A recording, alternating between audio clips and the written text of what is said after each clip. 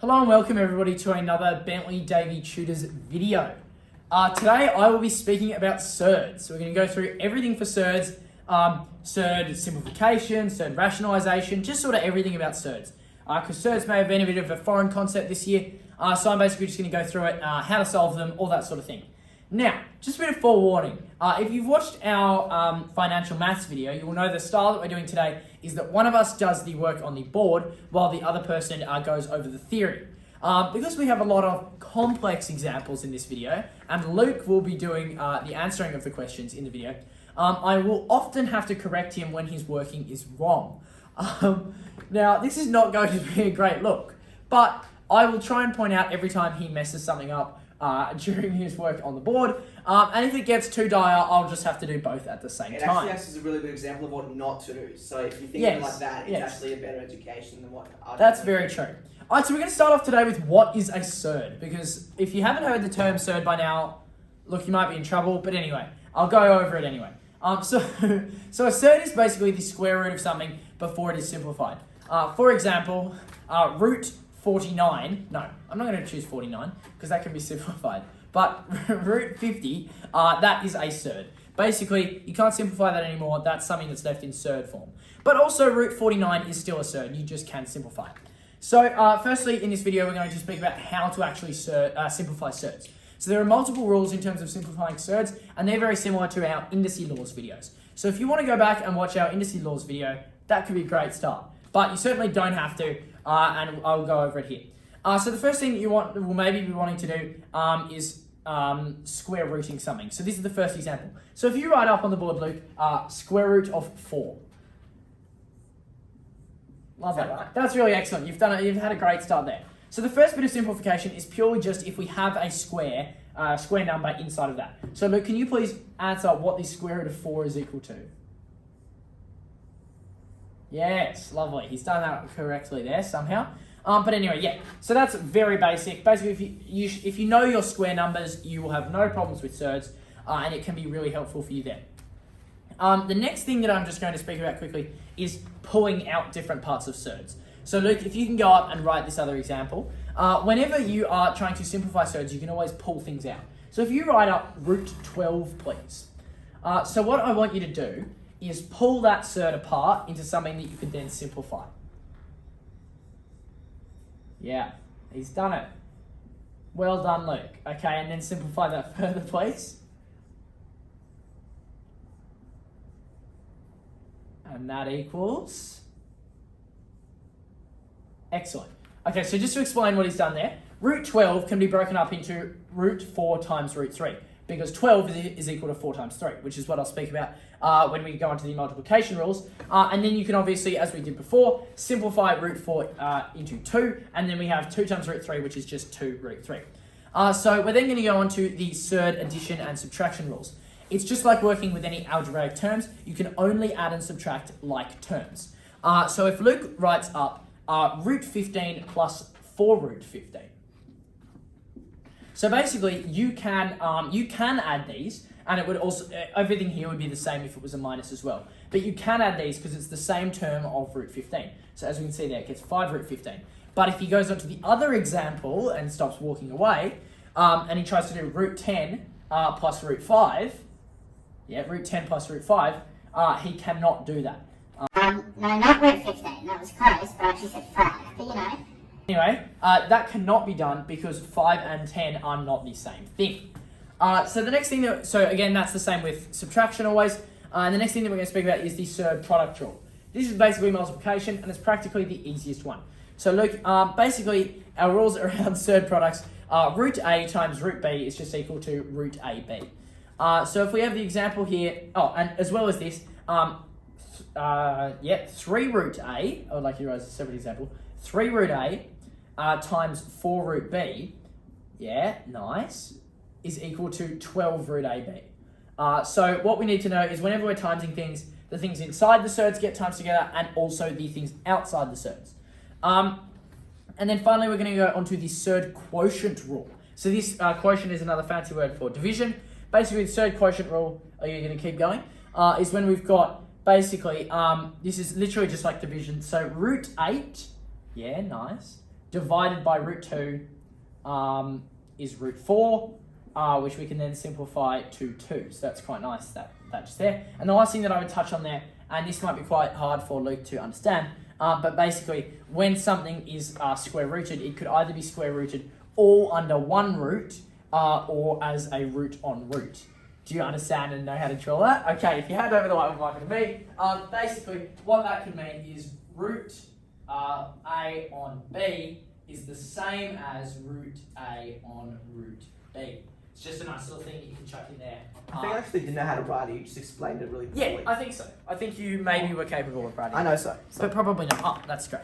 Okay, so the final thing is the Surds squaring rule. This one's super easy. Basically, if Luke could write up root 2 and then squared, he could even do it in brackets if he wants to make it easier for everybody.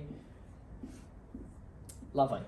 So when you've got a square root outside, square root inside and squared outside, they can just cancel.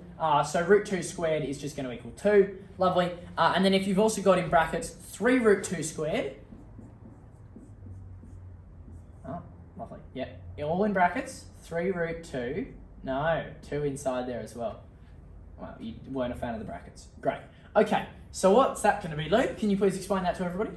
Well, firstly, you want to square the number outside of the square root. So that will become 9. Yeah. And then because there's no sign between the 3 and the root 2, it's multiplication. And as we saw in the first example, the root 2 to the power of 2 is just 2. So it becomes 9 times 2, which is 18. Gee, I was not expecting him to get that right. But it was quite impressive. I passed the lady off letters and numbers, you know? They do that. Oh, yeah? Yeah, that's quite good. Alright, so the next thing that we're going to speak about, and the second section of the video, is binomial expansion with Surds. Now, this is the thing that Luke is really going to struggle with. But firstly, we're going to run over our expansion rules. So I would like you to write up 4 things on the board here. So number 1 is going to be 4 things. Yeah, great. Okay, so if we could start with 1, please. Yeah, 1. Excellent. Okay. Big or small? Big. That size is fine. Alright, so I want in brackets A plus B, then closing bracket, yeah, and then another bracket, yeah, C plus D. Great. Now for 2, now I'm going to write 2. Excellent. Then we're going to do A plus B, and then squared outside the brackets. And then 3, you're going to do the same thing, but it's A minus B squared. Excellent. And then for number 4, I would like A minus B and then A plus B. That is, wow, that's really good. So we're going to go through quickly what the rules are for each of these. So just chuck an equals next to them, Luke, please.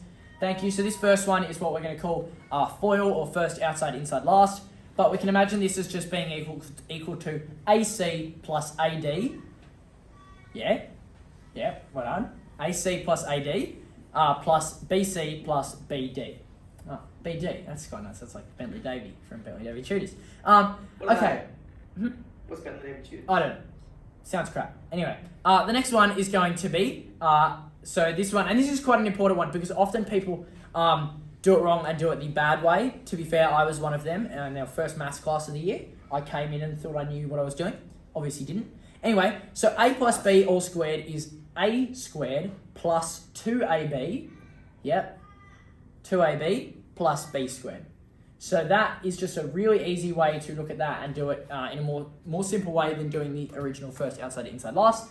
For the next one, you what, sorry? I still do outside, inside, last. Oh, you do? Okay, so that's why Luke is he's an inferior mathematician. Anyway, next one is going to be the same. It's just going to be a minus. So it's going to be A squared minus 2AB plus B squared. Yep. And then plus B squared. Excellent. And then our last one is a lovely difference of 2 squares. So we know that when it's a difference of 2 squares, it's just equal to A squared minus B squared. Okay. So now what I'm going to make Luke do is do an example question for each of these sorts of things. So this is where to do that?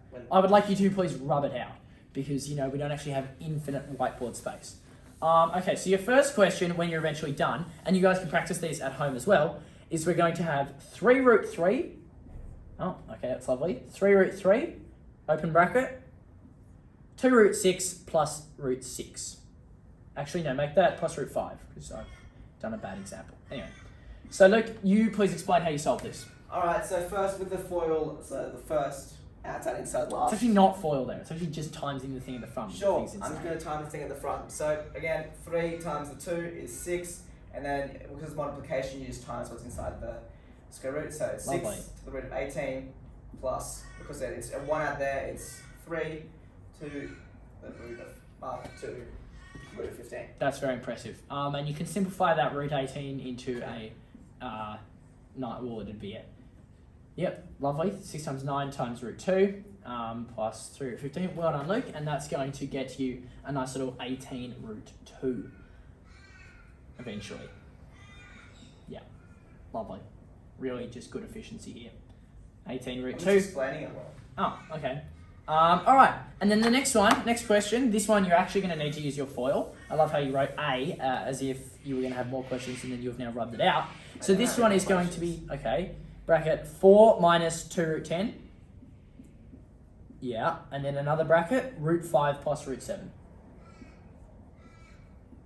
So how are you going to go about doing So this this one? time I'll actually use FOIL, and we'll just times the first with the first and the last. Right. And multiplication again, so you don't have to worry about anything. So we'll go 4 Unless you're bad at multiplication, like root 5 Yeah. minus 2 root Oh. 50, It's lovely. and then plus 4 root 7 minus 2 root 70. Great.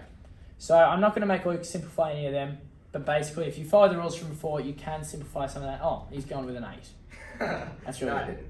That's why I'm not going to make Luke simplify that, because he will get it wrong. But anyway, It can be just simplified. it can be, because you can Okay. take a 25 out of the 2 root Yeah. 50, and you can probably go grab something out of the 2 root 70 as well, although I can't be bothered doing that now. Actually, maybe you even can't. It can be simplified somewhere. It can be simplified somewhere. Okay, so Luke, your next question, here we go. You're going to write C. Oh, you've done it nice and big this time. Yeah. So this one's going to be open bracket, 4 root 2 plus root 5. And then that is all going to be squared. Lovely. So as we saw before, if there's the bracket plus squared, it is a squared plus 2ab plus b squared. Okay, So so this could be a bit ropey because Luke doesn't use this one. But I'd be quite impressed if he can get it done. No? Yeah, I was joking. Oh, that's quite funny. That's quite funny. Thank Yeah, like he jokes on all his maths tests. Yep. Yeah, so nice. No. No. How's it not? Because you 2 times A times B. Jeremy can finish the example. Alright. I got the first step right. He got the 8 right. Okay, so 16. A times B, as we know, would just be 4 root 10. So 2 times that will just be 8 root 10. He got close. And then obviously root 5 squared is just going to be a 5. So this is going to give us 32 plus 8 root 10 plus 5 equals 37 plus 8 root 10. Right. And now I'll hand it back over to Luke for question D. I'm so confused. That's alright. That's alright. It's not like this is important anyway. Okay, so we're going to move you over to question D finally. So this is going to be one that you can probably do. Alright, open bracket, root 10 minus root 3. And then on the other one, root 10 plus root 3. So this is a difference of 2 squares here. Oh, you've still written it wrong. It's plus root 3 on the second one. Nice. Well done. Great plus. So it's the square root of a, no, it's this Hmm? a squared Yeah. minus b squared. So a squared is 10 and b squared is 3. Excellent. That was, well done. Round of applause to Luke, because that is the first question he's ever gotten right. Ever? Well, I think so. Okay, final thing that we're going to cover in this Surds video is rationalising denominators, which once again, Luke is going to struggle with. But basically, when you rationalise a denominator, basically what you're doing is getting rid of any surds that may be... You joking? Yeah. It has been recording. I just had to stop. Do you remember what you're up to? No. Good. So basically, when you're rationalising, what you're doing is you're getting a surd off of the bottom. And there are 2 different ways of doing this. Sorry, when I say off the bottom of a fraction. So there are 2 different ways of doing this. So firstly, if you have a single surd on the bottom, all you have to do is times the bottom and the top by that surd. So Luke is gesturing to do an example. Luckily, I have one written down. So if you had 3 on root 5, nice. to rationalize this, you just times the top and bottom by root 5. Yeah. Okay, so let's see if Luke can finish that off. Excellent. Yeah, so that'll be your answer there. Basically, as we can see there now, you have no surd on the bottom and just a surd on the top. For some reason, mathematicians are happy with surds on the top, but are absolutely crap when there's a surd on the bottom. But basically, that sort of method there fixes it. However, the different bit is when you have a binomial on the bottom. So that's basically when there's two terms. So if we've got 3 on 3 plus root 5, what we need to do there is we need to find the conjugate. So the conjugate is another word for something like a reciprocal. Basically, it's just the opposite. So because we've got 3 plus root 5, we need to times it by 3 minus root 5. So times 3 minus root 5 on the top and the bottom, and that will give us our answer. So as you will see when Luke is going through it, this actually gives us a nice difference of 2 squares down the bottom. So at the top there, as you can see, we have 9 minus 3 root 5, but if he does it correctly at the bottom, there we go, we've got a nice difference of 2 squares. So if we wanted to actually finish that, so that we... Not right. No, that's correct, just 9 minus 5 is 4. That's But fair. yeah. So yeah, basically we've got that there. 9 minus 3 root 5 on 4. And so yeah, that's a lovely way of doing it just there. And so the final thing here will be a question where there is a binomial on both. So if we've got root 5 plus root 2 on root 4, no, make it root 5 because root 4's, yeah, sorry, getting in the way. Make it root 5. All you do is make my life harder. Yeah, minus root 6. Excellent. All right, so what Luke's going to have to do here is run you through how to do this question, if he can. But basically, remember you need to find the conjugate of the it's bottom. quite a simple question, and I'm not liking the tone you're using because it makes it sound like I don't know how to do the question. He does. So again, you want to find the conjugate, so we're going to flip that sign and times it by root 5 plus root 6 Excellent. on the top and the bottom. So that equals root 25 plus root 10 plus root 30 plus root 12 That's inspiring. over 5 plus root 30. No, what? No. That's a difference of 2 squares. But you know, he was close. It's 5 minus 6. Yeah, So this that's question is that's actually... what I really meant. But This question is actually over -1. Once again, on the top, you can do some simplification. It's literally just that. Oh yeah, 4 root 3, that's nice. Where'd you get your 4 root 3 from? where's my 4 root 3? Well, it says plus 4 root 3. Oh no, No, it says plus 4 plus root 30. That's interesting considering it's actually a root 10 on the top, not a root 16. I thought that was root 16. So, no. That's interesting. Anyway, look, yeah, that's all I'm going to go over pretty much in the Surds video. That should have covered everything, but you can get obviously some much harder examples of these sorts of questions, especially when you've got ones where you've got surds and you have to rationalize on both sides when there's 2 different fractions and all that sort of thing. So make sure that you go through and you do some extra revision if you want to really nail down this topic and look at some harder questions. But I hope you've enjoyed this new sort of way of us doing the maths videos where we've got one person writing the examples and the other person giving the theory. Apologies for Luke's poor performance today. But I think we did okay in the end. Not gonna lie, I think my performance is actually quite good. That's true. We had very low hopes. So thank you for watching. Hopefully this video was helpful. Make sure to leave a like and subscribe, obviously, if you want to. And you can... No, Jamie's gonna force you. Yeah, I will force you to. But also, yeah, leave a comment. We love replying to comments. Often when we get a comment, Luke texts me and it says, would you like to reply to it? And I say, no, I hate our fans. And so then I make him reply to it. But yeah. It's a really good way to end off the video. I know. Make them all feel appreciated. Alright, well thank you and goodbye.